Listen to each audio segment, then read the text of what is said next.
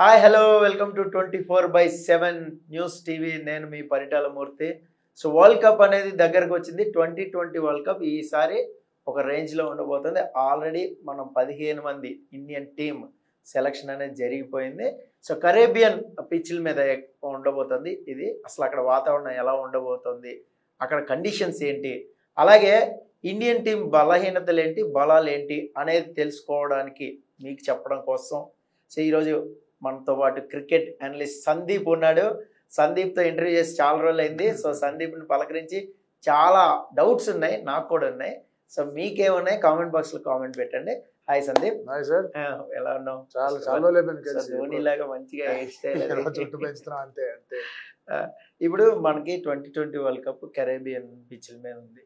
So అసలు అక్కడ ఎందుకు పెట్టారు? అవన్నీ చెత్త పిచ్లు మనకు తెలుసు. గతంలో చాలా చాలా చూసాం కూడా. సో అనూహ్యమైన బౌన్స్ తిరగడం కానీ, రాళ్ళు రప్పలు ఇలాంటి పిచ్లు కూడా మనం చాలా చూసాము. చాలామంది ఎక్స్పర్ట్స్ కూడా దాని మీద విమర్శలు కూడా ఉన్నాయి. సో అలాంటిది ఇప్పుడు అక్కడ కండిషన్స్ ఎలా ఉండబోతున్నాయి, మన టీం ఎలా ఫిట్ అవుతుంది? బేసికలీ ఒక్కొక్క టోర్నమెంట్ ఒక్కొక్క కంట్రీకో లేకపోతే కొన్ని గ్రూప్ ఆఫ్ కంట్రీస్కో ఇవ్వడం అనేది ఐసీసీ చేసే పని. అది డ్రా ద్వారానో లేకపోతే సమ్ సిస్టమ్ ఆఫ్ డిస్కషన్స్ ద్వారానో జరుగుతూ ఉంటుంది. ఇప్పుడు అలా జరుగుతూ ఉన్నప్పుడు సరే T20 వరల్డ్ కప్ అనేది వెస్టిండీస్లో నిర్వహిద్దామని ఒక ఆలోచన. యూఎస్ఏలో కూడా క్రికెట్ బాగా పెరుగుతోంది. మేజర్ లీగ్లు, మైనర్ లీగ్లు అవన్నీ జరుగుతూ ఉండడంతో యూఎస్ఏలో కూడా క్రికెట్ బాగా పెరుగుతోంది. యూఎస్ఏ వెస్టిండీస్ పక్కనే ఉన్నాయి కాబట్టి ఈ రెండింటికి మనం హోస్ట్ కంట్రీస్గా మనం పెట్టుకుందాం అని చెప్పేసి ఆలోచించారు. వెస్టిండీస్ టెక్నికలీ కంట్రీ కాదు, సో గ్రూప్ ఆఫ్ ఐలాండ్స్ కలిసి వాళ్ళు వెస్టిండీస్గా ఆడుతున్నారు, క్రికెట్ బోర్డ్ లాగా ఆడుతున్నారు. సో వీళ్ళకి ఆ హోస్ట్ చేసే అవకాశం, బాధ్యత ఇచ్చారు. వెస్టిండీస్ పిచ్లకు వచ్చేసరికి చాలా స్లో పిచ్లు, కొంచెం డెడ్ స్లో పిచ్లు వస్తాయి. లాస్ట్ టైం ఇండియా ఇదే సమయంలో అరౌండ్ వరల్డ్ కప్ జూన్లో జరుగుతుంటే ఇండియా జూలై ఎండ్లో వెళ్ళింది లాస్ట్ ఇయర్ వెస్టిండీస్కి వెళ్ళినప్పుడు. Very slow pitches. పైగా ఏంటంటే మన ప్రైమ్ టైంకి అనుగుణంగా అక్కడ మ్యాచ్లు ఆర్గనైజ్ చేస్తున్నారు.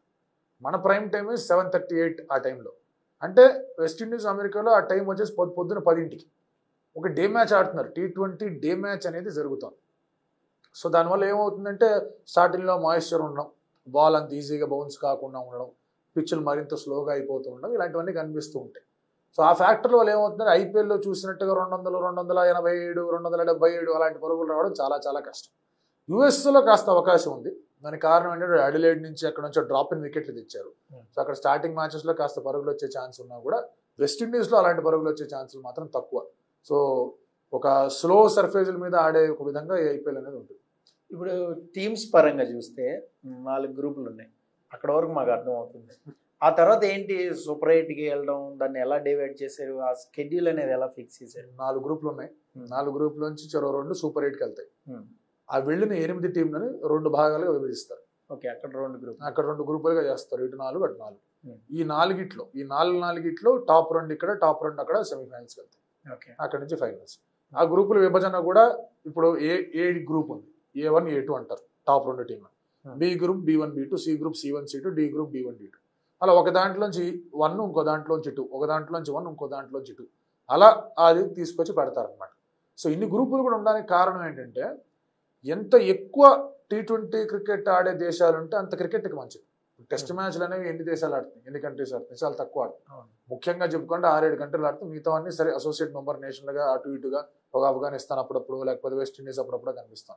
బట్ మేజర్గా ఇండియా, ఆస్ట్రేలియా, ఇంగ్లాండ్, తర్వాత మీకు న్యూజిలాండ్, పాకిస్తాన్, సౌత్ ఆఫ్రికా, కొద్ది గొప్ప శ్రీలంక, ఆ తర్వాత బంగ్లాదేశ్ అవన్నీ వస్తున్నాయి. సో మేజర్గా అక్కడే కనిపిస్తాం. వన్డే వరల్డ్ కప్ కూడా ఇంచుమించు అలాగే తయారవుతాం. సరే ఒక నెదర్లాండ్స్ రావడం అప్పుడప్పుడు అలాంటివి కనిపిస్తాయి. క్వాలిఫైర్స్ ఆడి వస్తున్నాయి. ఇప్పుడు ఇక్కడికి వచ్చేసరికి ఏమవుతుంది, ద మూమెంట్ చూసే 4 గ్రూపులు 5 టీంలు ఉన్నాయి, 20 టీంలు ఆడుతాయి. ఇప్పుడు యూరో కప్ అనే ఒక ఫుట్బాల్ టోర్నమెంట్లోనే మీకు దాదాపుగా 30 టీంలు ఆడుతాయి. సో అలాంటిది మనం వరల్డ్ కప్ అని చెప్పుకుంటున్నప్పుడు కనీసం ఒక representation should be from all corners అని. T20 cricket is the only format ఎక్కడైతే మీకు ప్రతి ఒక్క చోటు నుంచి ఒక పార్టిసిపేషన్ దక్కే అవకాశం. సడన్గా మీరు వెళ్ళిపోయి ఒక నమీబియన్ టెస్ట్ మ్యాచ్ ఆడమంటే ఆడలేరు, ఒక యూఎస్ఏ టెస్ట్ మ్యాచ్ ఆడమంటే ఆడలేరు. అదే T20 ఆడమంటే తెలివి రెడీ. ఒక కెనడా కానివ్వండి, ఒక పాపా న్యూ గినీ కానివ్వండి, ఒక ఆఫ్ఘనిస్తాన్ కానీ, వాళ్ళు టెస్ట్ మ్యాచ్ ఆడడానికి రెడీ ఉన్నా. బట్ స్టిల్ T20 అనేది వాళ్ళ మేజర్ గేమ్.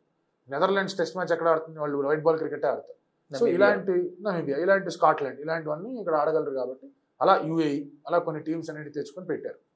ఓకే, ఇప్పుడు టీమ్స్ సెట్ అయినాయి, అన్ని సెట్ అయినాయి. మన ఇండియన్ టీమ్ సో ఎలా ఉందంట, అంటే నీ ఉద్దేశం ప్రకారం 15 మెంబర్స్ పర్ఫెక్ట్గా సెట్ అయ్యారా? సో ఇండియన్ టీంని సెలెక్ట్ చేయాలంటే రకరకాల సమీకరణాలు ఉంటాయి. మనకి ఉన్న ప్రధానమైన లోటుబాటు ఏమిటంటే, ఇబ్బంది ఏంటంటే, ఒక జెన్యున్ ఆల్రౌండర్ని మనం ప్రొడ్యూస్ చేయలేకపోయాం. అంటే ఇప్పుడు బౌలర్స్ బ్యాటింగ్ చేసేవాళ్ళు, బ్యాటర్స్ బౌలింగ్ చేసేవాళ్ళ సంఖ్య కూడా తగ్గిపోతూ వచ్చింది. 2011 world cup, 2007 T20 world cup ఉదాహరణకు మాట్లాడుకుంటే, 2011 వరల్డ్ కప్లో యువరాజ్ సింగ్ 10 ఓవర్లు వేసాడు, ప్రతి మ్యాచ్ 10 ఓవర్లు వేసాడు. తర్వాత మీకు కావాలంటే రైనా బౌలింగ్ వేసాడు, సెహ్వాగ్ బౌలింగ్ వేసాడు, తెండూల్కర్ బౌలింగ్ వేసాడు. దీంతో మీకు టాప్ 7లో 4 బౌలింగ్ ఆప్షన్స్ ఉన్నాయి. ఆ 4 నుంచి కావాలంటే మీరు ఒక 10, 12, 15 ఓవర్లు తీసుకొని రావచ్చు. 2007 T20 వరల్డ్ కప్ విషయానికి వస్తే సెహ్వాగ్ బౌలింగ్ వేయగలడు, వేసాడు కూడా ఒక ఓవర్, రన్స్ వెళ్ళడం బౌలింగ్ వేయగలడు. యూసఫ్ పఠాన్ ఫైనల్లో ఒక ఓవర్ 5 రన్లు ఇచ్చాడు, ఫైనల్ పాకిస్తాన్తో మ్యాచ్. యూసఫ్ పఠాన్ బౌలింగ్ వేయగలడు, యువరాజ్ సింగ్ బౌలింగ్ వేయగలడు. మీకు సరే జోగిందర్ శర్మ ఎట్లాగో బౌలింగ్ వేసాడు, అవన్నీ కనిపిస్తున్నాయి. బౌల్ అవుట్లో ఉతప్పా చేత కూడా వేయించిన సందర్భాలు కనిపిస్తూ వచ్చాయి. ఇప్పుడు 2019, 2023 వన్డే వరల్డ్ కప్ చూసుకోండి. ఫైనల్కి వెళ్ళిన 11లో రోహిత్ శర్మ బౌలింగ్ వేయడు, విరాట్ కోహ్లీ బౌలింగ్ వేయడు, తర్వాత శుభ్మన్ గిల్ బౌలింగ్ వేయడు, సూర్యకుమార్ యాదవ్ బౌలింగ్ వేయడు, కేఎల్ రాహుల్ బౌలింగ్ వేయడు, ఇంకెవరున్నారు ఆ టీం, శ్రేయాస్ అయ్యర్ బౌలింగ్ వేయడు, జడేజా ఒక్కడే బౌలింగ్ బ్యాటింగ్ చేసే క్యాండిడేట్. అది లేడుగా, ఫైనల్లో ఇంజరీ అయిపోయింది అతనికి. ఆ తర్వాత మీకు బుమ్రా అంత ఎక్కువ బ్యాటింగ్ చేసే సత్తా లేదు, షమి ఎక్కువ బ్యాటింగ్ చేసే సత్తా లేదు, సిరాజ్ ఎక్కువ బ్యాటింగ్ చేసే సత్తా లేదు. ఎక్కడికి వెళ్తున్నాం? ఒక జెన్యున్ ఆల్రౌండర్ని లేదా 2 స్కిల్స్ ఉన్న ఒక ప్లేయర్ని ఇండియా పిక్ చేసి వాళ్ళని సరైన రీతిలో గ్రో చేసే విధానంలో ఫెయిల్ అయ్యింది. సో అదొక ఫ్యాక్టర్. ఇప్పుడు బిజినెస్లో టీనా అంటారు, TINA, there is no alternative. అది హార్దిక్ పాండ్యా ఉన్నాడు. నిజంగా చెప్పండి, హార్దిక్ పాండ్యాకి ఆల్టర్నేటివ్ ఎవరు లేదు. ఇంత జెన్యున్గా ఒక బౌల్ 140 వరకు వేయగలడు, ఐపీఎల్లో చూసాం. బ్యాటింగ్ కొంచెం అటు ఇటు వెళ్ళినా టోర్నమెంట్ ముందుకు వెళ్ళే కొద్దీ బౌలింగ్ వేసాడు కాస్త. సో అలాంటి ప్లేయర్ ఎవరు లేడు. అది మనసులో పెట్టుకొని తర్వాత రకరకాల సమీకరణాలు ఉన్నాయి. ఇప్పుడు రోహిత్ అండ్ విరాట్ వచ్చి సడన్గా మేము ఆడతాం అన్నారు. ముందు దాకా ఏమన్నారు, వీఆర్ లుకింగ్, వాళ్ళు సెలెక్టర్సే అన్నారు యంగ్ టీంని తీసుకెళ్ళాలని. బట్ ద మూమెంట్ ఈ T20 world cup, one day world cup మధ్య గ్యాప్ అనేది 5 నెలల్లో వచ్చేసరికి మేము ఆడతాం అన్నాం. రోహిత్ శర్మని కెప్టెన్గా అనౌన్స్ చేశారు, ఎందుకంటే ఇప్పుడు కెప్టెన్సీ చేంజ్ అనేది జరగదు. అదొక లోటుబాటు. దానికి తోడు ఏమైంది, రకరకాల ప్లేయర్లు ఉన్నారు, ఎక్కడి నుంచి ఎవరిని సెలెక్ట్ చేయాలో అర్థం కాదు. ఆ పిచ్చులు స్లో పిచ్చులు ఉంటాయి, ఎక్స్ట్రా స్పిన్నర్తో వెళ్ళాలా లేకపోతే ఎక్స్ట్రా ఫాస్ట్ బౌలర్తో వెళ్ళాలనేది విషయం అర్థం కాని ఒక పక్షంగా కనిపిస్తుంది. హార్దిక్ పాండ్యా తర్వాత కొద్దో గొప్ప కాస్త బౌలింగ్ వేయగలను అని చెప్పే బౌలర్ ఎవడు, ఫాస్ట్ సీమ్ బౌలింగ్ శివం దుబే. స్పిన్నర్లని స్లో వికెట్ల మీద బాగా ఆడాడు కూడా. సరే అతని పేరు సెలెక్ట్ అయిన తర్వాత చెన్నైకి అతను పెద్దగా ఏం ఆడలేదు, అది వేరే విషయం. కానీ బట్ స్లోవర్ వికెట్స్ మీద డెఫినెట్గా 2-3 సిక్స్లు కొట్టేసి ఆ మొమెంటంని పెంచే ప్లేయర్ అతన్ని తెచ్చుకున్నారు.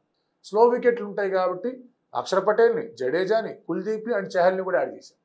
చహల్ని యాడ్ చేసేసరికి ఎవరు మిస్ అయిపోయాడు అక్కడ, రింకు సింగ్ మిస్ అయిపోయాడు. రింకు సింగ్ లేకుండా T20 టీం అనేది కొంచెం ఇబ్బందికరంగానే ఉంటుంది వినడానికి, చూడడానికి కూడా. బట్ 4 స్పిన్నర్లు కావాలన్నారు. ఇప్పుడు జడేజా లాంటి వాళ్ళు, సిరాజ్ లాంటి వాళ్ళు లాస్ట్ 3-4 మంత్స్గా వాళ్ళు అత్యుత్తమ స్థాయి, అంటే వాళ్ళు బాగా ప్రదర్శించిన స్థాయికి తగ్గట్టుగా లేదు. బట్ స్టిల్ సిరాజ్ని సెలెక్ట్ చేశారు, ఎందుకంటే సిరాజ్కి రన్ ఇన్ బౌల్ ఎక్కువ స్టామినా ఉంది, బౌలింగ్ చేయగలడు, అతని మీద నమ్మకం ఉంచారు. లాస్ట్ టైం కూడా వరల్డ్ కప్ తీసుకెళ్ళినప్పుడు షమీ సడన్గా వచ్చేసరికి సిరాజ్ కాస్త మొండి చేయనేది ఇచ్చారు, లేదు సిరాజ్ తీసుకుపోవాలని ఒక ఆలోచన ఉంది. సో ఇన్ని సమీకరణాలు ఉండడంతో, అండ్ పైగా మీకు అక్కడ వికెట్ కీపరింగ్ ఆప్షన్లో మీకు డెఫినెట్లీ సంజు శాంసన్ ఖచ్చితంగా ఉండాలి. రిషబ్ పంత్, KL రాహుల్ అనేది ఆలోచించారు. పంత్ అంత బాగా మిడిల్ ఆర్డర్లో ఆడాడు, లెఫ్ట్ హ్యాండర్, గేమ్ చేంజర్ అయ్యాడు. పంత్ వచ్చాడు, KL రాహుల్ పక్కకి వెళ్ళాడు. ఓపెనింగ్గా జైస్వాల్ కావాలని చెప్పేసి అనుకున్నారు. మీరు అబ్జర్వ్ చేయండి, కొంచెం లెంత్ ఎక్కువైంది ఏమనుకోకండి. బట్ విరాట్ కోహ్లీ ఓపెన్ చేస్తున్నాడు, రోహిత్ శర్మ ఓపెన్ చేస్తున్నాడు. యశస్వి జైస్వాల్ వస్తే ఎవడు 1 డౌన్ వెళ్తాడు. ఇలాంటి కొన్ని ఇబ్బందికరమైన సిచ్యువేషన్స్ ఉన్నాయి. బట్ ఓవరాల్గా ఇన్నిటిని సెలెక్ట్ చేసుకొని, ఇన్నిటిని ప్యాక్ చేసుకుని ఒక టీం సెలెక్ట్ చేయాలంటే కనుక this is the best that they can do అనేది అంటే నాకు ఒక డౌట్ ఉంది ఇక్కడ. యశస్వి జైస్వాల్ని అంతగా నమ్మి ఇప్పుడు మీకు స్పెషలిస్ట్ ఓపెనర్ ఉన్నాడు, KL రాహుల్ ఉన్నాడు, శుభ్మన్ గిల్ ఉన్నాడు. సో వీళ్ళిద్దరిని పక్కన పెట్టారు. సో ఇప్పుడు ఒకవేళ యశస్వి జైస్వాల్ అక్కడ ఫెయిల్ అయితే, 2-3 మ్యాచ్లు ఫెయిల్ అయితే, సంజు శాంసన్ ఏమైనా ఓపెనింగ్ చేసే ఛాన్సెస్ ఉంటాయి అంటే రోహిత్ శర్మ కాల్ ఎలా ఉంది? బేసికలీ నేను అనుకునేది ఏంటంటే, ఇప్పుడు విరాట్ కోహ్లీ ఒక అద్భుతమైన రీతిలో IPL ఆడాడు. రోహిత్ శర్మ అంత అద్భుతంగా కాకపోయినా కూడా అతనే ఓపెనర్ కంపల్సరీ. అతను కొన్ని 2-3 మంచి ఇన్నింగ్స్లో కూడా కొట్టాడు, కాదనట్లా. రోహిత్ విరాట్ ఓపెన్ చేస్తే మీకు 1 డౌన్ ఆప్షన్ అనేది సంజు శాంసన్ పిక్చర్ పర్ఫెక్ట్గా సెట్ అవుతుంది. ప్లేయింగ్ లెవెన్లో సంజు ఉండడానికి రోహిత్ అండ్ విరాట్ ఓపెన్ చేస్తే సంజు 1 డౌన్ ఆప్షన్ ఫిట్. 2 డౌన్లో సూర్యకుమార్ యాదవ్ ఉన్నాడు. 3 డౌన్లో మీరు దుబేని ఆడించుకోండి, 4 డౌన్లో పంత్ను కూడా ఆడించుకోండి కావాలంటే. తర్వాత హార్దిక్ కూడా ఆడతాడు నంబర్ 7, అక్షర్ పటేల్ ఆడించుకోండి, అది జడేజాని ఆడించుకోండి, 8 దాకా బ్యాటర్స్ ఉన్నారు. ఇప్పుడు యశస్వి జైస్వాల్కి ఉన్న అడ్వాంటేజ్ ఏంటి అంటే అతను లెఫ్ట్ హ్యాండర్. యశస్వి జైస్వాల్కి మీరు శుభ్మన్ గిల్ మీద కానివ్వండి లేదా మీరు కేఎల్ రాహుల్ మీద కానివ్వండి మాట్లాడుకుంటే అతను ఒక left hander. Left right combination ఉండాలి అని చెప్పేసి ఆలోచనతోనే ఈ యొక్క టీం ఇట్లా సెలెక్ట్ చేసుకునే ప్రయత్నం చేశారు. అండ్ ఆ అబ్బాయి కూడా బాగానే ఆడాడు. సరే రాజస్థాన్ రాయల్స్లో కొంచెం అటు ఇటు జరిగింది కానీ అతను ఐపీఎల్ పర్ఫార్మెన్స్ అనేది, బట్ బాగానే ఆడుతున్నాడు. బట్ ఇప్పుడున్న పరిస్థితులు who are your 2 best openers choice ఎవరంటే it is Virat and Rohit Sharma. Yashasvi Jaiswal కూడా కాదు. సో అలాంటి పరిస్థితులు నిర్ణయాలు అలా ఉంటాయి. ఒకవేళ యశస్వి జైస్వాల్ ఆడాడే అనుకుందాం ఓపెనర్గా, సంజు శాంసన్ ఆడే చోట్లేదు. అదే కదా, ఎందుకంటే విరాట్ 1 డౌన్, సూర్య 2 డౌన్, 3 డౌన్లో సంజు శాంసన్ ఎప్పుడు ఆడలేదు కాబట్టి రిషబ్ పంత్ని ఆడిస్తారు అక్కడ లెఫ్ట్ అండ్ రైట్ కాంబినేషన్ అని చెప్పి. తర్వాత మీకు హార్దిక్ పాండ్యా ఉంటాడు అక్కడ ఆడడానికి, దూబేని ఇరికించే అవకాశాలు ఎందుకంటే బౌలింగ్ చేస్తాడు కాబట్టి. సో సంజు శాంసన్కి టాప్లో ఆడే ఒక ఏదైతే ఎక్స్పీరియన్స్ కానీ ఏదైతే అలవాటు కానీ అయిందో అది లేకుండా పోతుంది. సో బెస్ట్ 11 మనం మాట్లాడుకుంటే బెస్ట్ 7 ఇన్ ద బ్యాటింగ్లో విరాట్, రోహిత్ ఓపెన్ చేస్తేనే టీంకి ఆ ఒక ఎక్స్ట్రా బ్యాటింగ్ అడ్వాంటేజ్. ఓకే, ఇప్పుడు మీరు విరాట్, రోహిత్ ఓపెనింగ్ అంటున్నారు. సో ఇద్దరు సీనియర్స్ తొందరగా అవుట్ అయిపోతే జూనియర్స్ మీద అంత ప్రెషర్ ఎక్కువ, అది కూడా ఉంటదిగా. వరల్డ్ కప్ అనేది ఇంకా తప్పదు, ఈ ప్రెషర్ ఉంటుంది కదా అని చెప్పేసి టీంలో స్ట్రాంగ్ సీనియర్ వాళ్ళిద్దరే కాదనట్లే. ఇప్పుడు ఎట్లా ఉంటుందంటే ఇప్పుడు మీరు ఐపీఎల్ ఉదాహరణ కేకేఆర్ ఉంది, సునీల్ నారాయణ పైకి పంపించారు. సునీల్ నారాయణ అవుట్ అయిపోతే పరిస్థితి ఏంటని ఆలోచించలేదు.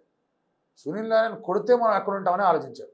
సో ఒక చిన్న అద్భుతమైన లైన్ ఉంది ఇంగ్లీష్లో, don't think what if you fail, think what if you fly, what if you fly rather than what if you fail. అలాంటిదే పట్టుకొని ఇక్కడ వీళ్ళు ముందుకెళ్తే బాగుంటుంది. ఇప్పుడు వరల్డ్ కప్లో పెట్టుకొని సీనియర్లు ప్రెషర్ అనుకుంటే మిగతా వాళ్ళందరికీ ఆట రాదా లేదా ఆడలేరా? Suryakumar Yadav T20s best batter, అతను ఉన్నాడు, అతను ఈ పొజిషన్కి ఇది ఆడడానికే ఉన్నాడు. సంజు శాంసన్ క్రైసిస్ చాలాసార్లు హ్యాండిల్ చేశాడు. It is always good that ఈ లైనప్తో వెళ్తే బాగుంటుందని. ఒకటే ఇక్కడ ఇరకాటం ఏంటంటే లెఫ్ట్ అండ్ రైట్తో వెళ్తారా, left and right hand combination వెళ్తే కనుక ఎస్పెషలీ పాకిస్తాన్ లాంటి టీంలో ఎవరైతే కొంచెం లెఫ్ట్ ఆర్మ్ బౌలర్స్ ఎవరైతే ఉన్నారో ఇద్దరికి లోపల తీసుకొచ్చి ఇబ్బంది పెట్టే కన్నా ఒక లెఫ్ట్ హ్యాండ్ బ్యాటర్ ఉంటే మంచిదనే ఆలోచనతో వెళ్తారు. సో నాకు తెలిసినంత వరకు ఆల్దో ఐసే విరాట్, రోహిత్ ఓపెన్ చేయాలని, అక్కడ జరిగేది మాత్రం యశస్వి అండ్ రోహిత్ చేస్తారు అన్నట్టు అనిపిస్తాం. అల్టిమేట్ గా కోహ్లీ 1 డౌన్ వస్తాడు, సూర్య 2 డౌన్ వస్తాడు. ఇక్కడ ఒకవేళ రోహిత్ శర్మ రిస్క్ తీసుకుని లేదు పర్లేదు శాంసన్ నువ్వు నంబర్ 5లో ఆడిన తర్వాత సంగతి తర్వాత అంటే దట్స్ అ డిఫరెంట్ స్టోరీ. ఒకవేళ శాంసన్ అండ్ నంబర్ 5 ఆడాడంటే హార్దిక్ అట్ నంబర్ 6 ఆడొచ్చు. They can even have Rishabh Pant at 6, Hardik at 7 finishers గా కూడా యూజ్ చేసుకోవచ్చు. అప్పుడు మీకు ఆల్రౌండర్ కేటగిరీలో అప్పుడు ఆల్రౌండ్ కేటగిరీలో ఏమవుతుందంటే మీకు 5 బౌలర్తోనే వెళ్ళాలి. మీరు 5 బౌలర్స్తోనే వెళ్లాల్సి వస్తుంది. హార్దిక్ పాండ్యా 4 ఓవర్లు వేయాల్సి వస్తుంది. సో అదొక సమస్య. సో ఓకే, ఈ ఎంటైర్ ఈ 15 మెంబర్స్ ఇప్పుడు సెలెక్ట్ అయ్యారు కదా, సో ఎవరికి ఎక్కువ అన్యాయం జరిగింది అంటే కేఎల్ రాహుల్కి ఎక్కువ అన్యాయం జరిగిందని మనం అనుకోవచ్చా? అంటే రిషబ్ పంత్ కంబ్యాక్ వల్లే రాహుల్ పక్కన పెట్టారు. అంటే 2 విషయాలు ఉన్నాయి ఇక్కడ. కేఎల్ రాహుల్ ఏం చేశాడు, నేను ఐపీఎల్లో మిడిల్ ఆర్డర్లో ఆడతాను, ఎందుకంటే టీమిండియాకి మిడిల్ ఆర్డర్లో ఆడే కీపర్లు కావాలి. ద మూమెంట్ మీ టాప్ 3లో యశస్వి జైస్వాల్, విరాట్ కోహ్లీ, రోహిత్ శర్మ వచ్చారు, 3లో విరాట్ కోహ్లీ, 2లో యశస్వి జైస్వాల్, 1లో రోహిత్ శర్మ ఎప్పుడైతే వచ్చారో అక్కడ కేఎల్ రాహుల్కి ప్లేస్ లేదు. సో కేఎల్ రాహుల్కి తెలుసు అతను మిడిల్ ఆర్డర్లోనే ఆడాలి. 1 డేకి అలాగే ఆడాడు, బాగా ఆడాడు కూడా, కీపింగ్ చేశాడు, వరల్డ్ కప్లో కూడా బాగా ఆడాడు, 2-3 మంచి ఇన్నింగ్స్ కొట్టాడు, కొన్ని మంచి కాంట్రిబ్యూషన్స్ ఇచ్చాడు. సడన్గా లక్నో సూపర్ జైంట్స్లో మధ్యలో ఆడదాం అనుకుంటూ ఉన్నప్పుడు జస్టిన్ లాంగర్ వీళ్ళందరూ కూడా వచ్చి కాదు ఓపెన్ చేయాలని చెప్పారు. అతను కూడా సరే ఫ్రాంచైజీ క్రికెట్లో ఓపెన్ చేద్దాం అనుకున్నాడు. మరి ఏంటి పరిస్థితి అంటే కనుక అక్కడ ఐ థింక్ సెలక్షన్ కమిటీ నుంచి వచ్చి ఉంటుంది న్యూస్, రిషబ్ ఫిట్గా ఉన్నాడంటే కనుక రిషబ్ని తీసుకెళ్ళిపోతాం, సో నువ్వు ఈవెన్ నువ్వు మిడిల్ ఆర్డర్లో వచ్చినా కూడా కొంచెం కష్టంగానే ఉంటుంది అని చెప్పుంటారు. ఆ కమ్యూనికేషన్ జరిగే ఉంది. అందుకే అక్కడ క్లియర్ కట్గా అతనికి అవకాశం అనేది పోయింది. అతనికి అంత అన్యాయం జరిగిందని చెప్పడానికి కూడా లేదు. కారణం ఏంటి అంటే లాస్ట్ T20 వరల్డ్ కప్ అయిన తర్వాత అతను ఏం T20 క్రికెట్ ఆడలే. అతను 3 మ్యాచ్లు ఆడేమో కానీ పెద్ద మ్యాచ్లు ఏం ఆడలే. Okay, coming to the bowling department, ఇప్పుడు బ్యాటింగ్ అయింది. సో బౌలింగ్ డిపార్ట్మెంట్కి వచ్చేసరికి హర్షదీప్ సింగ్ సడన్గా వచ్చాడు.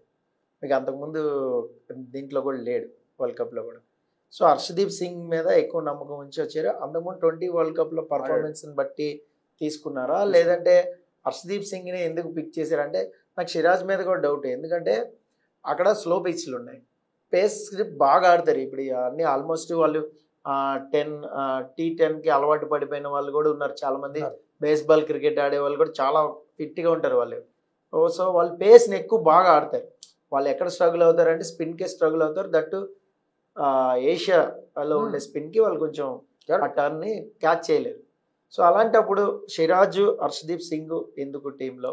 సో వేరే ఎవరైనా, ఇప్పుడు నటరాజన్ ఉన్నాడు, మనకి మంచిగా యార్కర్ లెంత్ బౌలింగ్ చేయగలుగుతాడు. ఉమర్ మాలిక్ ఉన్నాడు, ఒకవేళ పేస్ కావాలి అనుకుంటే.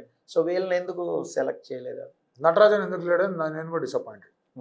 Natarajan has been a better bowler than Harshdeep IPL లో. హర్షదీప్ లాస్ట్ టైం T20 ఆస్ట్రేలియాలో జరిగినప్పుడు బౌల్ బాగా స్వింగ్ తిప్పాడు. తర్వాత కొన్ని మ్యాచ్ల్లో ఆ స్వింగ్ అనేది మిస్ అయింది. T20లో బాగా పరుగులకు వెళ్ళిపోయాడు అండ్ వన్డేలో కూడా పెద్దగా రాణించింది లేదు. బట్ సడన్లీ దే ఫెల్ట్ ఒక లెఫ్ట్ ఆర్మ్ బౌలర్ కొంచెం ఇంటర్నేషనల్ క్రికెట్ ఆడి ఉన్న ప్లేయర్ వస్తే బాగుంటుంది అనుకున్నారు. నటరాజన్కి అంత ఇంటర్నేషనల్ క్రికెట్ అనుభవం లేదు. అతను ఎప్పుడు ఆస్ట్రేలియాకి వెళ్ళినప్పుడు తర్వాత మధ్యలో ఇంజరీ అయిపోయింది, మళ్ళీ ఏదో టీంలో అనౌన్స్ చేశారు, మళ్ళీ వెనక్కి వెళ్ళిపోయాడు. పెద్దగా ఇంటర్నేషనల్ క్రికెట్ అనుభవం లేదు అతనికి. హర్షదీప్ ఆడాడు, వరల్డ్ కప్ ఆడిన అనుభవం కూడా ఉంది, పైగా జెన్యున్గా స్వింగ్ చేయగలడు. అండ్ ఇంకోటి అతను కెంట్కి వెళ్ళాడు, అంటే కౌంటీ క్రికెట్ ఆడొచ్చు. కౌంటీ క్రికెట్ ఆడొస్తే ఏమవుతుందంటే మీకు డెఫినెట్లీ మీ రన్అప్ మీద, మీ ఫిట్నెస్ మీద, వాటి మీద వీటి మీద అసలు డిఫరెంట్ బాల్ అన్న డిఫరెంట్ ఫార్మాట్ ఉన్నా కూడా ఒక చిన్న గ్రోత్ అనేది ఉంటుంది. సో అది మనసులో పెట్టుకున్నారు, ఇంపాక్ట్ అన్న క్రియేట్ అవుతున్నారు. అంత దారుణమైన ఐపీఎల్ ఏం లేదు. రన్స్కి వెళ్ళినా కూడా వికెట్లు తీశాడు అతను. 17 వికెట్లు ఉన్నాయి అతను కూడా. అతను వికెట్లు తీశాడు. ఇనీషియల్గా స్వింగ్ చేయగలడు. నంబర్ 11 దాకా కర్మకాయలు బ్యాటింగ్ వెళ్ళిందంటే కాస్త బ్యాట్ పట్టుకోగలడు. నటరాజన్ బ్యాట్ పట్టుకోలేడు. నటరాజన్ కష్టం. హర్షదీప్ కొంచెం కొట్టగలడు, అనుభవం కూడా ఉంది కాబట్టి ఇవన్నీ ఆలోచించి హర్షదీప్ అనుకున్నారు. So that is still fine. నాకు సిరాజ్ ఎందుకు అంటే, సిరాజ్ ఇక్కడ నాకు తెలిసినంత వరకు, నాకు అవగాహన ఉన్నంత వరకు సిరాజ్ ఈజ్ అ బ్యాకప్ బౌలర్గా వెళ్తున్నాడు. 3 పేసర్లే ఉన్నారు, అంటే ఇద్దరే ఆడతారు 11లో. బుమ్రా, హర్షదీప్ ఆడతారు. హార్దిక్ 3వ స్పిన్నర్. జడేజా ఆర్ అక్షర్ పటేల్ ఆడతారు. కుల్దీప్ ఎలాగో ఉన్నాడు. 5 బౌలర్లు ఆడు. అవసరం అనుకుంటే జడేజా, అక్షర్ ఇద్దరు ఆడతారు. లేదా శివం దుబే ఉంటాడు, ఏదో ఒకటి అక్కడ. సో ఎవరికన్నా ఏదన్నా ఆ మ్యాచ్ నిగిల్ ఏదన్నా వచ్చిందంటే అప్పుడు Siraj will come in to picture. లేదంటే సిరాజ్ ఒక బ్యాకప్ బౌలర్గానే ఉన్నాడు. బ్యాకప్ బౌలర్గా ఉన్న అతను సడన్గా వచ్చి పర్ఫామ్ చేసే మోటివేషన్ అనేది సిరాజ్ దగ్గర ఉంది. మిగతా వాళ్ళందరితో కంపేర్ చేసుకుంటే he has been in that situation ఎప్పటి నుంచో. సో ఆ ఒక మైండ్ సెట్ ఆలోచన కూడా పెట్టుకున్నారు ఇక్కడ. ఎంతైనా టీం మాట్లాడేటప్పుడు ఫామే కాదు, మైండ్ సెట్ కూడా చూస్తూ ఉంటారు. అండ్ అతను వరల్డ్ కప్లో ఆడాడు, అతనికి తెలుసు ఎలా ఉంటుందో. అతను first half of the IPL సరిగలేదు, కానీ సెకండ్ హాఫ్ ఆఫ్ ది ఐపీఎల్లో బాగానే పుంజుకొని వేస్తూ ఉన్నాడు. అటువంటి వికెట్ మీద అతను వాబుల్ సీము, అతను స్లోవర్ వన్స్ ఉపయోగపడతాయి, బ్యాకప్గా వస్తాయని ఆ ఆలోచన పెట్టుకొని సిరాజ్ అనుకున్నారు. సిరాజ్ కాకుండా ఇంకెవరున్నారు ఇక్కడ? సందీప్ శర్మ, ఆవేష్ ఖాన్, వీళ్ళని తీసుకోవాలి. ఆవేష్ ఖాన్ ఎలాగో మీరు రిజర్వ్ లో పెట్టారు, ఎందుకంటే అతనికి ఇంటర్నేషనల్ అనుభవం అనేది కొంచెం పర్ఫార్మెన్స్ బాగుంది. ఉనాద్కట్ అనేది మళ్ళీ వైట్ బాల్ తో పెద్దగా ఇంటర్నేషనల్ గా అంత అనుభవం లేదు, అతను తీసుకోలేదు. సందీప్ శర్మకి సేమ్ అంతగా అనుభవం లేదు కాబట్టి మాలిక్ పెద్దగా ఆడలేదు. లాస్ట్ టైం దగ్గర నుంచి మళ్ళీ పెద్దగా ఆడలేదు కాబట్టి ఎక్స్ట్రా పేస్ అక్కడ వద్దనుకున్నారు. ద మూమెంట్ చూస్తే మాకు ఎక్స్ట్రా పేస్ వద్దు అనుకున్నారు, స్లో పిచ్. సో ఎక్కువ ఫాస్ట్ బౌలింగ్ వద్దు, మనకి slower ones, cutters, wobble seam ఇలాంటి వాళ్ళే కావాలనుకున్నారు. అలాంటి వాళ్ళు కావాలనుకున్నప్పుడు మీ ఐడియాలజీ ప్రకారం హర్షల్ పటేల్ ఎందుకు లేడు అనేది question mark. Definitely good question అది. హర్షల్ పటేల్ ఈ ఐపీఎల్ ముందు ఇండియాకి రిప్రజెంట్ చేసిన మ్యాచ్లు ఏవి లేవు. మీరు లాస్ట్ T20 వరల్డ్ కప్ ముందు దాకా అతను వాజ్ ఇన్ హర్షల్ పటేల్ అన్నారు. తర్వాత అతను ఐపీఎల్ ఫామ్ను కొంచెం ఇబ్బందికరంగా మారింది. ఇండియాకి ఆడడం అనేది కుదరలేదు అతనికి. మళ్ళీ కంబ్యాక్ అయ్యాడు కదా, ఇప్పుడు ఈ ఐపీఎల్లో కంబ్యాక్ అయ్యాడు. అండ్ అతనికి కలిసి వచ్చే వికెట్లే స్లోవర్ వన్స్ అనేవి అతనికి కలిసి వచ్చే వికెట్లు. బట్ మీరు 3 పేసర్లే పెట్టుకున్నప్పుడు Harshal Patel cannot beat Siraj or Bumrah or Harshdeep అనేది వాళ్ళ ఆలోచన. ఇప్పుడు ఐపీఎల్లో స్లోవర్ వన్స్ వేసి వికెట్లు తీయడం వేరు, వరల్డ్ కప్లో ఆడడం వేరు. He has been going for runs, వెళ్ళాడు రన్స్ కదా. సో అందుకే హర్షల్ పటేల్ అక్కడ ఇగ్నోర్ అవ్వబడ్డాడు. బట్ ఇప్పుడున్న ఫామ్ లో ఖచ్చితంగా అనిపిస్తుంది ఆ స్లోవర్ వన్స్ వేస్తాడు, వికెట్లు తీసుకుంటాడు కదా. ఇప్పుడు ఈవెన్ దీపక్ చహర్ చూసుకున్నాం మనం, దీపక్ చహర్ ఇంజరీ ప్రోన్ పక్కన పెట్టారు. అగైన్ మళ్ళీ శార్దుల్ ఠాకూర్, రింకు సింగ్ వీళ్ళందరూ ఎందుకు మిస్ అయ్యారంటే ఇక్కడ మీకు చహల్ని ఇంక్లూడ్ చేశారు. చహల్ స్పిన్నర్స్ ఎక్కువ చేయరు. ఇప్పుడు మీరు 4 స్పిన్నర్లు ఉన్నారు. ఉన్న 15లో 4 కుల్దీప్ టాప్ లో ఉన్నాడు, జడేజా, అక్షర్ ఆల్రౌండర్స్ గా ఉన్నారు. చహల్ని తీసుకొచ్చారు. చహల్ తెచ్చారు. రవి బిష్నాయ్ ఎందుకు తీసుకోవాలి? అది యాక్చువల్ గా చహల్ కన్నా ముందే Ravi Bishnoi was suppose to be in the team. Ravi Bishnoi విషయంలో మాత్రం ఐపీఎల్ మాత్రమే చూసి తను వద్దనుకున్నాడు. ఐపీఎల్ లో చహల్ బాగా పర్ఫామ్ చేశాడు, రవి బిష్నాయ్ సరిగా పర్ఫామ్ చేయలేదు. బిష్నాయ్ కి అడ్వాంటేజ్ ఓవర్ చహల్ ఏంటంటే Bishnoi can bat, Bishnoi is a much better fielder. కానీ బిష్నాయ్ ఈ సీజన్ లో క్యాచువల్ డ్రాప్ చేశాడు, బౌలింగ్ సరిగ్గా. అతను ఒక సగం స్టేజ్ ఆఫ్ ది ఐపీఎల్లో మీరు కంపేర్ చేస్తే చహల్కి 13 వికెట్లు ఉంటే బిష్నోయ్ 3 వికెట్లు. పవర్ ప్లేలో ద బెస్ట్ బౌలర్ కదా. పాయింట్ ఏంటంటే ఇక్కడ మీరు పవర్ ప్లేలో మీకు ఒకవేళ అక్షర్ పటేల్ ఉన్నాడంటే అతను పవర్ ప్లేలో బాగా వేస్తాడు. చహల్ ఉన్నాడంటే చహల్ కూడా పవర్ ప్లేలో చిన్నస్వామిలోనే వేసినాడు, ఇంకెక్కడైనా వేయగలడు. So they thought okay fine, Chahal రిధంలో ఉన్నాడు అండ్ రోహిత్ శర్మ పట్టుబట్టాడు చహల్ కావాలి. It is Rohit Sharma's call. ఏదైనా సెలక్షన్ కమిటీలో 2-3 ప్లేయర్లని కెప్టెన్ చాలా గట్టిగా పట్టుకొని నాకు కావాలని చెప్పే ప్లేయర్లు ఉంటారు. అలాంటి ప్లేయర్ యజువేంద్ర చహల్, రోహిత్ శర్మ పట్టుకున్నాడు కావాలి, అందుకని అతను వచ్చాడు. సో ఓకే, మీ ప్రకారం అయితే లాజికల్గా అన్ని వర్కౌట్ చేసి చెప్పాను. సో ఇప్పుడు ఇండియా సెమీస్ వరకు వెళ్ళేంత పర్ఫార్మెన్స్ ఉంటుందా, అంటే సెమీస్ వరకు వెళ్ళినా సెమీస్ని దాటుతామా? సెమీస్ దాకైతే క్యాల్కులేషన్ సెమీస్ దాకైతే వెళ్తారు. సెమీస్ దాకా వెళ్తారు. సెమీస్ దాటాలంటే కనుక ధైర్యం కావాలి. ధైర్యం అంటే బేసికలీ ఒక నాక్అవుట్ ప్రెషర్ అనేది వాళ్ళ మీద పడకూడదు. Last time one day world cup semi-final ఎలాగైతే ఆడారు అది అద్భుతంగా ఆడారు. ఫైనల్స్కి వచ్చేసరికి ఏమైందంటే ఒక్కసారిగా రోహిత్ శర్మ వికెట్ పడిన తర్వాత ఇద్దరు స్లో అయిపోయారు, రాహుల్ అండ్ అలాగే స్లో అయ్యారు. సింగిల్స్ టూస్ వస్తున్నాయి, అప్పటికి 4.5 runs 5 runs per over తో వెళ్తున్నారు. కానీ ఒక బౌలర్ని పట్టుకొని 4-5 కొట్టుంటే కనుక థింగ్స్ కూడా అటాకింగ్ ఆడింటే అది అక్కడ మిస్ అయింది. సో అలాంటి ప్రెషర్ రాకుండా ఉంటే బాగుంటుంది. ఇప్పుడు కూడా మీరు సూపర్ 8 స్టేజ్లో చూడండి, డెఫినెట్లీ మీకు ఇంగ్లాండ్ ఆస్ట్రేలియాలో తగులుతుంది, న్యూజిలాండ్ సౌత్ ఆఫ్రికాలో తగులుతుంది, లేదా శ్రీలంక తగలచ్చు. ఇటువంటి టీమ్స్ని ఆ 4 teams India can beat anybody. కాకపోతే ఏంటంటే అదే స్టైల్ ఆఫ్ అదే బ్రాండ్ ఆఫ్ క్రికెట్ అనేది ఆడాలి. ఏం చేసినా సెమీస్కి అయితే వెళ్ళడం అనేది గ్యారంటీ కనిపిస్తుంది జట్టుతో. ఓకే, నాకు ఒక డౌట్ ఉంది ఏంటంటే ఇప్పుడు కీ ప్లేయర్స్ ఎవరు అవబోతున్నారు అంటే ఈ 15 మందిలో ఇప్పుడు మనం మాట్లాడుకున్నాం చాలామంది. సో అక్కడ కండిషన్స్ని బట్టి అక్కడ ఉన్న దాన్ని బట్టి సో నీ దృష్టిలో కీ ప్లేయర్స్ ఎవరు ఉండదు? Bumrah first and foremost important player. ఒకవేళ ఇండియా కనుక ఏ మ్యాచ్ గెలవాలన్నా ఇట్ ఈస్ బుమ్రా. అది స్లో పిచ్ అయినా ఫాస్ట్ పిచ్ అయినా ఏ పిచ్ అయినా కూడా బుమ్రా తర్వాతే ఎవడన్నా. ఎందుకంటే ఇప్పుడు మనం మాట్లాడుకునేది బ్యాటర్లు మ్యాచ్ గెలిపిస్తారు, బౌలర్లు ట్రాఫీ గెలిపిస్తారు. So Bumrah is the most important player followed by Virat Kohli. వీళ్ళిద్దరికి ఎందుకంటే Rohit Sharma will take that extra risk, out అయ్యే అవకాశాలు ఎక్కువగా ఉంటాయి, అది అతను అలాగే ఆడతాడు. సూర్య ఎక్స్ట్రా రిస్క్ తీసుకుంటాడు, పంత్ అసలు రిస్క్ తీసుకొని ఆడుతూ ఉంటాడు. హార్దిక్ పాండ్యా ఎప్పుడు ఆడతాడు నమ్మకం పెట్టుకోలేదు. సో బ్యాటర్స్లో ఎవరన్నా కూడా ఒక స్టడీగా మీకు రన్లు ఇచ్చే బ్యాటర్ ఎవరు అంటే ఇప్పుడు గుర్తుకొచ్చే పేరు లేదా ముందు కనిపించే పేరు విరాట్ కోహ్లీ. సో విరాట్ అండ్ బుమ్రా వీళ్ళిద్దరు కీ ప్లేయర్స్ మన ఇండియాకి అయితే. సో అదే వీళ్ళిద్దరు కీ ప్లేయర్స్ ఆడితే ఇండియా సెమీస్ వరకు వెళ్తుంది, ఆ తర్వాత చెప్పలేని అంటున్నారు సందీప్. సో ఇంకొక ప్రశ్న ఏంటంటే మాకు ఇప్పుడున్న టీం ప్రకారం మనం సెకండ్ మ్యాచ్ అనుకుంటాం, ఫస్ట్ మ్యాచ్ ఐర్లాండ్తో ఆడతాం, సెకండ్ మ్యాచ్ పాకిస్తాన్తో ఆడబోతాం. సో పాకిస్తాన్తో ఎలా ఉండాలి, గేమ్ ప్లాన్ ఎలా ఉండాలి ఏంటి? సో మళ్ళీ high tension match last year లాగా చూడబోతున్నాం. హై టెన్షన్ మ్యాచ్ వద్దని అనుకుంటున్నా, అనవసరమైన పోవాలి, సింపుల్ గా 1 side కొట్టేస్తే పని అయిపోతుందండి. లాస్ట్ దాకా తీసుకెళ్లి గుండెలు బాదుకుంటూ మళ్ళీ బీపీలు ఇండియా పాకిస్తాన్ మ్యాచ్ అంటే అదే కదా మజా. వరల్డ్ కప్ లో వన్డే వరల్డ్ కప్ లో ఎలాగైతే ఆడారో అట్లా ఆడేస్తే పని అయిపోతుంది. బట్ అగైన్ ఇట్స్ టఫ్, ఎందుకంటే మంచి బౌలర్లు ఏదైతే స్క్వాడ్ లో ఉంటారో వాళ్ళు T20 ఎప్పుడు బాగా చేస్తారు. దానికి రీజన్ ఏంటంటే T20 అనేది ఒక్కొక్క over is 5%, 1 over is 5% of the entire match. అలాంటిది ఒక 3 గన్ బౌలర్లు ఉన్నారంటే వాళ్ళు 12 ఓవర్లు వేస్తారు, అయిపోయింది అక్కడ మ్యాచ్. 60% ఆఫ్ ద మ్యాచ్ వాళ్ళు కంట్రోల్ చేస్తారు. సో అలాంటి పరిస్థితిలో ఇప్పుడు ఆఫ్ఘనిస్తాన్ కూడా అందుకే స్ట్రాంగ్ టీం అయింది, వాళ్ళ దగ్గర మంచి బౌలర్లు ఉన్నారు. వాళ్ళు బౌలింగ్తో ఏ బ్యాటింగ్ టీం అన్నా కూడా కంటెంట్ చేయగలరు. అలాగే పాకిస్తాన్ దగ్గర అంత మంచి బౌలింగ్, వాళ్ళ బ్యాటింగ్ కన్నా వాళ్ళ బౌలింగ్ స్ట్రాంగ్. వాళ్ళ బౌలింగ్లో ఒక్కడిని కొట్టినా థింగ్స్ విల్ చేంజ్. మీరు లాస్ట్ సరే అంత ఉత్కంఠభరితమైన మెల్బోర్న్లో జరిగిన మ్యాచ్ మీరు చూసుకోండి, విరాట్ కోహ్లీ ఆడింది. షాహిన్ అఫ్రీదిని కొట్టాడు, హరీష్ రాఫ్ని కొట్టాడు. హరీష్ రాఫ్ అప్పటి వరకు చాలా టఫ్ బౌలింగ్ వేసి ఆ 6 అసలు మైండ్ బ్లోయింగ్ 6 అతని ఫిట్నెస్ కి నిదర్శనం అది. సో అలా ఆడగలదు. ఇప్పుడు ఈ one day world cup Rohit Sharma కొట్టాడు, ఏదైనా వచ్చేదని కొట్టాడు, షాహిన్ అఫ్రీదిని కొట్టాడు శుభ్రంగా. సో అలా ఆడగలిగారు. ఆ రీతిలో if you can take 1 bowler away first spell నుంచి పాకిస్తాన్ కష్టం అవుతుంది. సో అలా ఆడడానికే ప్రయత్నం చేయాలి. అండ్ ఐ థింక్ ఆ లెఫ్ట్ ఆర్మ్ బౌలర్ని దృష్టిలో పెట్టుకుని జైస్వాల్ అండ్ రోహిత్ కాంబినేషన్ అనేది వర్కౌట్ చేస్తారని అనిపిస్తుంది నాకు. ఓకే, అంటే అందుకనే మీకు లైనప్లో కూడా రిషబ్ పంత్, శివం దుబే, రవీంద్ర జడేజా ఈ లెఫ్ట్ ఆర్మ్స్కే ఎక్కువ లెఫ్ట్ రైట్ ఉంటే లెంగ్త్ లైన్ మార్చాలి కాబట్టి అక్కడ ఇబ్బంది అవుతుంది. సో అందుకని చెప్పి బాగానే ఓకే సెలక్షన్ అయితే కరెక్ట్గానే అనిపించింది నాకు కూడా. సో ఇండియా పాకిస్తాన్ మ్యాచ్ అయితే మనం చాలా ఉత్కంఠభరితంగా మళ్ళీ మాట్లాడుకుందాం మనం ఇంకొకసారి కూడా. సో నీకు హాట్ ఫేవరెట్స్ ఈసారి టైటిల్ ఫేవరెట్స్ ఎవరు అనిపిస్తుంది? అంటే అన్ని టీమ్స్ ఆల్మోస్ట్ చూసాడు. ఆస్ట్రేలియా స్ట్రాంగ్, ఆస్ట్రేలియా చాలా స్ట్రాంగ్గా ఉంది. వాడు ఫ్రేజర్ మెకగ్ను రిజర్వ్లో పంపించారు ఇప్పుడు, కానీ వాళ్ళ టీం చూడండి మీరు, హెడ్ ఉన్నాడు, క్యామరన్ గ్రీన్, వార్నర్ ఉన్నారు, మ్యాక్స్వెల్ ఉన్నాడు, స్టైనిస్ వచ్చాడు లోపలికి.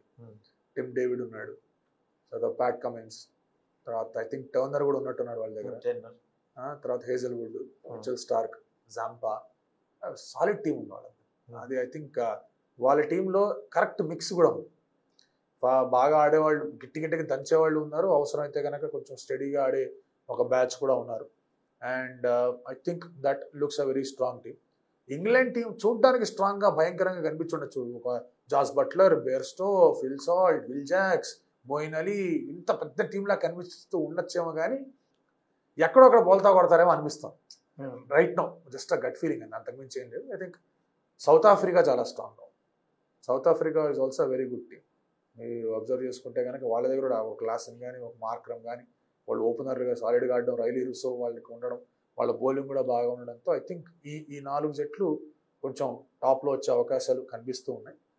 సర్ప్రైజ్ ప్యాకేజ్గా న్యూజిలాండ్ ఎప్పుడు ఉండేది, మనం కాదనట్లేదు కానీ వెస్టిండీస్ కూడా అది చెప్పలే. అదే బాధ వెస్టిండీస్తో.